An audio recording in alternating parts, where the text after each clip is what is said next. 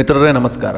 ಮಿತ್ರರೇ, Russia Ukraine ಮೇಲೆ ಯುದ್ಧ ಸಾರಿದ ಮೇಲೆ ಇಡೀ ವಿಶ್ವ ಏನೆಲ್ಲ ಪರಿಣಾಮವನ್ನು ಎದುರಿಸ್ತು, ಯಾವ ರೀತಿಯ ಆರ್ಥಿಕ ಸಂಕಷ್ಟ ಎದುರಾಯಿತು, ಆಹಾರಕ್ಕಾಗಿ ಯಾವ ರೀತಿಯಾಗಿ ಹಾಹಾಕಾರ ಶುರುವಾಯಿತು, ಎಷ್ಟು ದೇಶಗಳು ಆಹಾರಕ್ಕೆ ಪರಿತಪಿಸುವಂಥ ಪರಿಸ್ಥಿತಿಯನ್ನು ಎದುರಿಸಿದ್ವು, ಇದೆಲ್ಲವೂ ಕೂಡ ನಮಗೆ ಗೊತ್ತಿದೆ.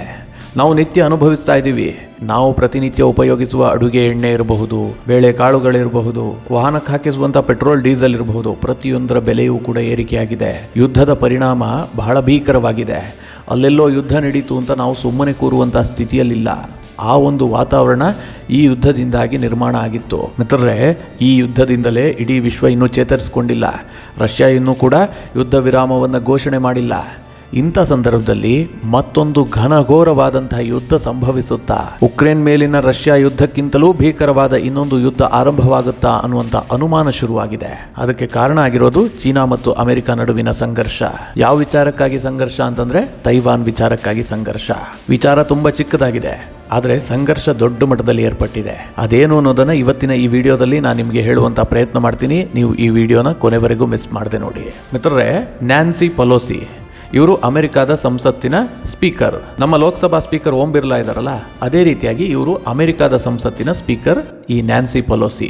ಇವರು ತೈವಾನ್ ಪ್ರವಾಸವನ್ನ ಕೈಗೊಂಡಿದ್ರು. ಇದು ಪೂರ್ವ ನಿಗದಿಯಾಗಿತ್ತು. ನ್ಯಾನ್ಸಿ ಪೆಲೋಸಿ ತೈವಾನ್ಗೆ ಬರ್ತಾರೆ ಅಂತ ಗೊತ್ತಾಗ್ತಿದ್ದ ಹಾಗೆ ಚೈನಾ ಸಾಕಷ್ಟು ವಿರೋಧವನ್ನ ವ್ಯಕ್ತಪಡಿಸಿತು. ಎಷ್ಟರ ಮಟ್ಟಿಗೆ ವಿರೋಧ ವ್ಯಕ್ತಪಡಿಸಿತು ಅಂದ್ರೆ, ಚೈನಾ ಸರ್ಕಾರ ಪರೋಕ್ಷವಾಗಿ ಅಮೆರಿಕಾಗೆ ಒಂದು ಸಂದೇಶವನ್ನ ಕೊಡೋದಕ್ಕೂ ಕೂಡ ಮುಂದಾಯಿತು. ಒಂದು ವೇಳೆ ನ್ಯಾನ್ಸಿ ಪೆಲೋಸಿ ತೈವಾನ್ಗೆ ಭೇಟಿ ಕೊಟ್ಟಿದ್ದೆ ಆದ್ರೆ ನಾವು ಯುದ್ಧ ಮಾಡೋದಕ್ಕೂ ಹಿಂಜರಿಯೋದಿಲ್ಲ ಅನ್ನುವಂತ ಸಂದೇಶ ರವಾನೆಯಾಗಿತ್ತು. ಇನ್ನೊಂದು ಕಡೆಯಲ್ಲಿ ಚೈನಾ ಸರ್ಕಾರದ ಪ್ರೇರಿತ ಮಾಧ್ಯಮಗಳಿದಾವಲ್ಲ, ಇವು ಕೆಲವೊಂದಷ್ಟು ಪ್ರವೋಕ್ ಮಾಡುವಂತಹ ಆರ್ಟಿಕಲ್ಗಳನ್ನು ಕೂಡ ಬರೆದ್ವು. ಯಾವ ರೀತಿಯಾಗಿ, ನ್ಯಾನ್ಸಿ ಪೆಲೋಸಿ ಬಂದ್ರೆ ಚೈನಾ ಯುದ್ಧ ಮಾಡುತ್ತೆ, ನ್ಯಾನ್ಸಿ ಪೆಲೋಸಿ ಬಂದಿಳಿಯುವಂತಹ ವಿಮಾನವನ್ನು ಹೊಡೆದುರುಳಿಸೋದಕ್ಕೂ ಕೂಡ ಹಿಂದೆ ಮುಂದೆ ನೋಡೋದಿಲ್ಲ ಅನ್ನುವಂಥ ರೀತಿಯಲ್ಲಿ ಆರ್ಟಿಕಲ್ಗಳನ್ನು ಬರೆಯಲಾಯಿತು.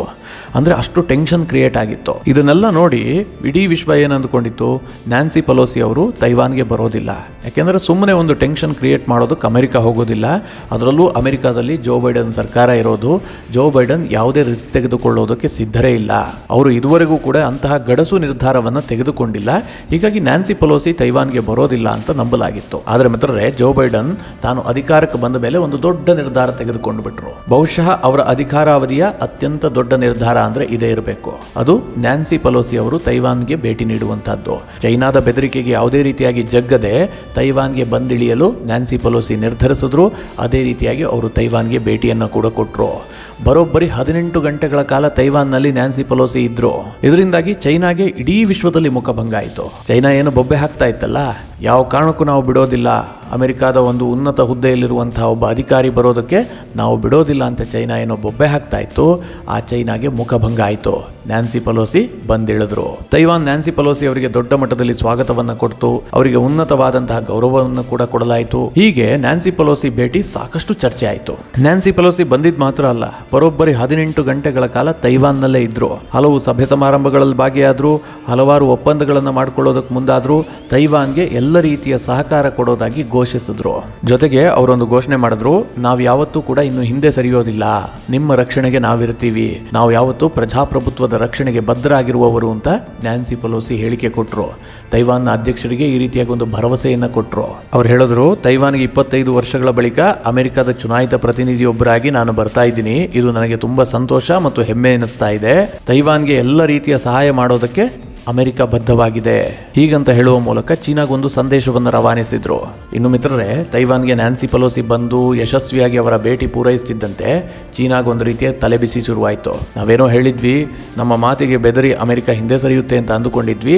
ಆದರೆ ಅವರು ಬಂದಿದ್ದಾಯ್ತು, ಹೋಗಿದ್ದು ಆಯಿತು. ಈಗೇನು ಮಾಡೋದು ಅನ್ನೋದು ಚೈನಾಗೆ ಗೊತ್ತಾಗಲಿಲ್ಲ. ಹೀಗಾಗಿ ಚೈನಾದ 21 ಯುದ್ಧ ವಿಮಾನಗಳು ತೈವಾನ್ ಗಡಿಯನ್ನು ಪ್ರವೇಶ ಮಾಡಿದ್ವು. ತೈವಾನ್ ವಾಯುಗಡಿ ಇದೆಯಲ್ಲ, ಇದರೊಳಗೆ ಚೈನಾದ 21 ಯುದ್ಧ ವಿಮಾನಗಳು ಪ್ರವೇಶ ಮಾಡಿದ್ವು. ಇದನ್ನ ತೈವಾನ್ ಸರ್ಕಾರ ಅಧಿಕೃತವಾಗಿ ಘೋಷಣೆ ಮಾಡಿದೆ. ಅಂದ್ರೆ ಏಕಪಕ್ಷೀಯ ನಿರ್ಧಾರವನ್ನ ಚೈನಾ ತೆಗೆದುಕೊಳ್ತು. ತೈವಾನ್ಗೆ ಒಂದು ಬೆದರಿಸಿ ಆದ ಡ್ಯಾಮೇಜ್ ಅನ್ನ ಕಂಟ್ರೋಲ್ ಮಾಡೋದಕ್ಕೆ ಚೀನಾ ಯತ್ನ ಮಾಡ್ತು. ಯಾಕಂದ್ರೆ ಚೈನಾ ಹೀಗೆ ಮಾಡಲಿಲ್ಲ ಅಂದ್ರೆ ಏನಾಗ್ತಿತ್ತು ಅಂತಂದ್ರೆ, ಇಡೀ ವಿಶ್ವದಲ್ಲಿ ಅಮೆರಿಕದ ಜಯ ಆಯಿತು ಅನ್ನುವ ರೀತಿಯಲ್ಲಿ ವರದಿಗಳು ಪ್ರಕಟ ಆಗ್ತಾ ಇತ್ತು. ಚೈನಾ ಎಷ್ಟೇ ಬೆದರಿಕೆ ಹಾಕಿದ್ರು ಕೂಡ ಅಮೆರಿಕ ಜಗ್ಗದೆ ಅಮೆರಿಕದ ಒಬ್ಬ ಉನ್ನತ ಅಧಿಕಾರಿ ತೈವಾನ್ಗೆ ಭೇಟಿ ಕೊಟ್ಟರು. ಅಮೆರಿಕದ ಸ್ಪೀಕರ್ ತೈವಾನ್ಗೆ ಹೋಗಿ ಒಂದಷ್ಟು ಮಾತುಕತೆಯನ್ನು ನಡೆಸಿದ್ರು, ಅವರಿಗೆ ಬೆಂಬಲ ಸೂಚಿಸುವಂಥ ಕೆಲಸವನ್ನು ಮಾಡಿದ್ರು ಅಂಥೇಳಿ ಇಡೀ ವಿಶ್ವಮಟ್ಟದಲ್ಲಿ ಸುದ್ದಿ ಆಗ್ತಾ ಇತ್ತು. ಈ ರೀತಿಯಾಗಿ ಆಗಬಾರ್ದು, ಚೈನಾ ತಾನು ಹಿಂದೆ ಸರಿದಂತೆ ಆಗಬಾರ್ದು ಅನ್ನುವಂಥ ಒಂದೇ ಕಾರಣದಿಂದ 21 ಯುದ್ಧ ವಿಮಾನಗಳನ್ನು ತೈವಾನ್ನ ವಾಯುಗಡಿ ಪ್ರವೇಶಿಸುವಂತೆ ಮಾಡ್ತು. ಜೊತೆಗೆ ಲೈವ್ ಡ್ರಿಲ್ಗಳನ್ನು ಮಾಡಲಾಯಿತು.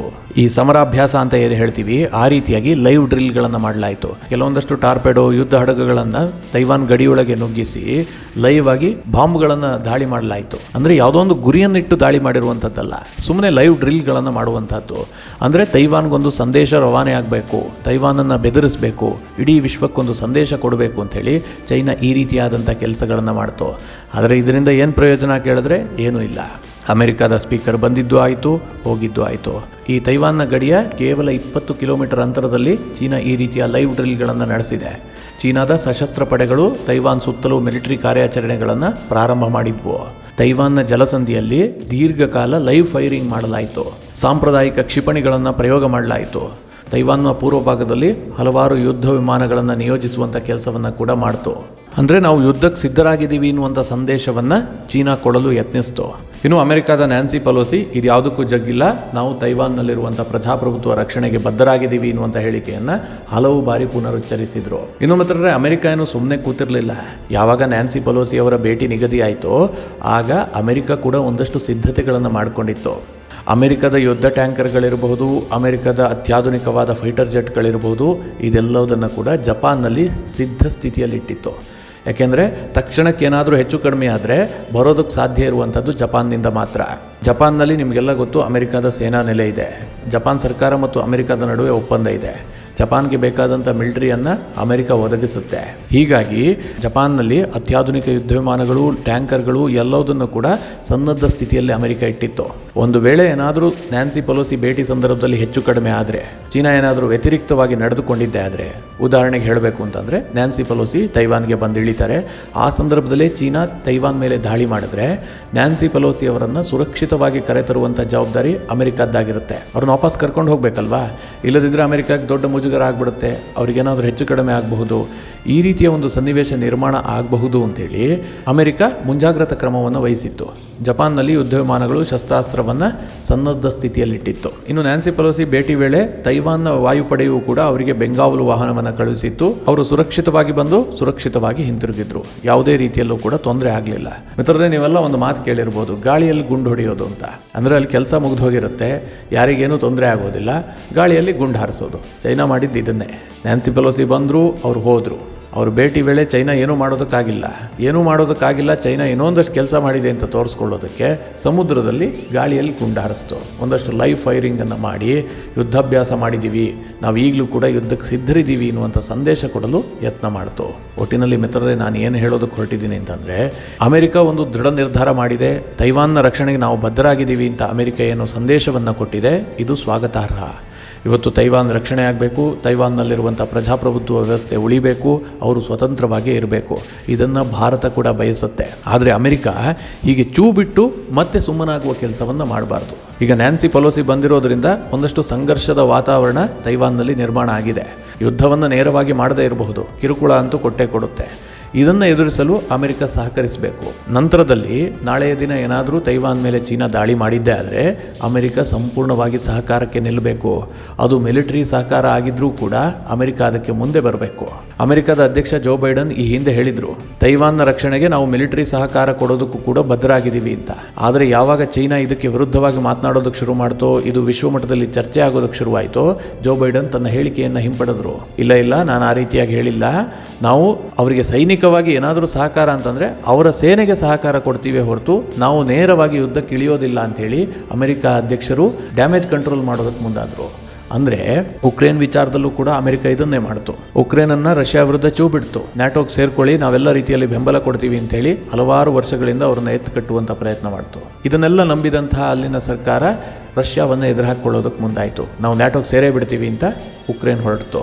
ಇದರಿಂದ ರಷ್ಯಾ ಉಕ್ರೇನ್ ಸಂಬಂಧ ಹಾಳಾಯಿತು. ಉಕ್ರೇನ್ ಮೇಲೆ ರಷ್ಯಾ ಏಕಾಏಕಿಯಾಗಿ ಯುದ್ಧ ಸಾರಿದ ಬಳಿಕ ನ್ಯಾಟೋನೂ ಮುಂದೆ ಬಂದಿಲ್ಲ, ಅಮೆರಿಕಾನೂ ಮುಂದೆ ಬಂದಿಲ್ಲ. ಏಕಾಂಗಿಯಾಗಿ ಉಕ್ರೇನ್ ಹೋರಾಡುವಂಥ ಸ್ಥಿತಿ ನಿರ್ಮಾಣ ಆಯಿತು. ಈಗಲೂ ಕೂಡ ನ್ಯಾನ್ಸಿ ಪೆಲೋಸಿ ಬಂದು ಹೋಗಿರೋದ್ರಿಂದಾಗಿ ತೈವಾನ್ನಲ್ಲಿ ಒಂದು ರೀತಿಯ ಸಂಘರ್ಷಮಯ ವಾತಾವರಣ ನಿರ್ಮಾಣ ಆಗಿದೆ. ತೈವಾನ್ ಮೇಲೆ ಚೀನಾ ಮುನಿಸಿಕೊಂಡಿದೆ, ಮೊದಲಿನಿಂದಲೂ ಮುನಿಸ್ಕೊಂಡಿದೆ. ಆದರೆ ಈಗ ಆ ಮುನಿಸು ಜಾಸ್ತಿ ಆಗಿದೆ. ಚೀನಾ ಯಾವಾಗ ಬೇಕಾದರೂ ಯುದ್ಧ ಮಾಡಿ ಇಡೀ ತೈವಾನನ್ನು ವಶಕ್ಕೆ ಪಡೆಯುವಂಥ ಒಂದು ಪ್ರಯತ್ನವನ್ನು ಮಾಡಬಹುದು. ಚೈನಾ ಅದಕ್ಕೆ ಬೇಕಾದಂಥ ಸಿದ್ಧತೆಗಳನ್ನು ಬಹಳ ವರ್ಷದಿಂದ ಮಾಡಿಕೊಂಡಿದೆ. ಇಂಥ ಸಂದರ್ಭದಲ್ಲಿ ಅಮೆರಿಕ ಕೈ ಬಿಡಬಾರ್ದು, ಯಾಕೆಂದರೆ ಅವರಿಂದ ಒಂದು ಟೆನ್ಷನ್ ಕ್ರಿಯೇಟ್ ಆಗಿದೆ. ಈಗ ಅಮೆರಿಕದ ಸ್ಪೀಕರ್ ಬಂದಿರಲಿಲ್ಲ ಅಂದರೆ ಈ ಟೆನ್ಷನ್ ಇರಲಿಲ್ಲ. ಈಗ ಅವರು ಉತ್ಸಾಹ ತೋರಿಸಿ ಬಂದು ಹೋಗಿದ್ದಾರೆ, ಅದು ಅಲ್ಲಿಗೆ ಎಂಡ್ ಆಗಬಾರ್ದು. ಒಂದು ಸಂಘರ್ಷವನ್ನು ಶುರು ಮಾಡಿ ಆಮೇಲೆ ನನಗೆ ಸಂಬಂಧಪಟ್ಟಿದ್ದಲ್ಲ ಅಂತ ಅಮೆರಿಕ ಇರಬಾರ್ದು. ಅದಕ್ಕೆ ತಾರ್ಕಿಕ ಅಂತ್ಯ ಕಾಣುವವರೆಗೂ ಕೂಡ ಅಮೆರಿಕ ದೃಢ ನಿರ್ಧಾರವನ್ನು ಮಾಡಿ ಅವರಿಗೆ ಸಪೋರ್ಟಿಗೆ ನಿಂತಿದ್ದೆ ಆದರೆ ಅಮೆರಿಕ ವಿಶ್ವದ ಹಿರಿಯಣ್ಣ ಅಂತ ಇಡೀ ವಿಶ್ವ ಒಪ್ಪಿಕೊಳ್ಳಬಹುದು. ಅದು ಬಿಟ್ಟರೆ ತೊಟ್ಲು ತೂಗೋದು, ಮಗುವನ್ನು ಚೂಟೋ ಕೆಲಸ ಅಮೆರಿಕ ಮಾಡುತ್ತೆ ಅನ್ನುವಂಥದ್ದು ಮತ್ತೆ ಜಗತ್ತಿನೆದುರು ಪ್ರೂವ್ ಆಗುತ್ತೆ. ಮಿತ್ರರೇ, ಜಗತ್ತಂತೂ ಇನ್ನೊಂದು ಯುದ್ಧವನ್ನು ನೋಡೋದಕ್ಕೆ ಸಿದ್ಧ ಇಲ್ಲ. ಈಗಾಗಲೇ ಒಂದು ಯುದ್ಧದಿಂದಲೇ ಜಗತ್ತು ಸಾಕಷ್ಟು ಸಂಕಷ್ಟವನ್ನು ಎದುರಿಸಿದೆ. ಈಗ ಈ ಸಂಘರ್ಷ ಆದಷ್ಟು ಬೇಗ ಕೊನೆಯಾಗಲಿ ಎನ್ನುವಂಥದ್ದೇ ಇಡೀ ವಿಶ್ವದ ಬಯಕೆ. ಇಲ್ಲದಿದ್ದರೆ ಮತ್ತಷ್ಟು ಬೆಲೆ ಏರಿಕೆ, ಮತ್ತಷ್ಟು ಜನಜೀವನದ ಮೇಲೆ ವ್ಯತಿರಿಕ್ತ ಪರಿಣಾಮ ಬೀರುವಂಥದ್ದಾಗತ್ತೆ. ಮಿತ್ರರೇ, ನಿಮಗಿಲ್ಲಿ ಅಮೆರಿಕ ಮಾಡಿದ್ದು ಸರಿ ಅನಿಸಿದೆಯಾ? ಅಮೆರಿಕದ ಸ್ಪೀಕರ್ ತೈವಾನ್ಗೆ ಭೇಟಿ ನೀಡುವಂಥ ಅವಶ್ಯಕತೆ ಇತ್ತಾ? ನಿಮ್ಮ ಅನಿಸಿಕೆ ಅಭಿಪ್ರಾಯಗಳನ್ನು ಕಮೆಂಟ್ ಮಾಡುವ ಮೂಲಕ ನಮಗೆ ತಿಳಿಸಿ. ಹಾಗೆ ನಿಮಗೆ ಈ ವಿಡಿಯೋ ಇಷ್ಟವಾದರೆ ಲೈಕ್ ಮಾಡಿ. ಜೊತೆಗೆ ನೀವಿನ್ನೂ ನಿಮ್ಮ ನೆಚ್ಚಿನ ಸಂಸ್ಕಾರ ಸೌರಭ ಯೂಟ್ಯೂಬ್ ಚಾನಲ್ನ ಸಬ್ಸ್ಕ್ರೈಬ್ ಮಾಡಿಲ್ಲ ಅಂತಾದರೆ ಈ ಕೂಡಲೇ ಸಬ್ಸ್ಕ್ರೈಬ್ ಮಾಡಿ. ಮುಂದಿನ ಎಲ್ಲ ಅಪ್ಡೇಟ್ಗಳ ನೋಟಿಫಿಕೇಷನ್ಗಾಗಿ ಬೆಲ್ ಐಕಾನ್ ಒತ್ತಿ.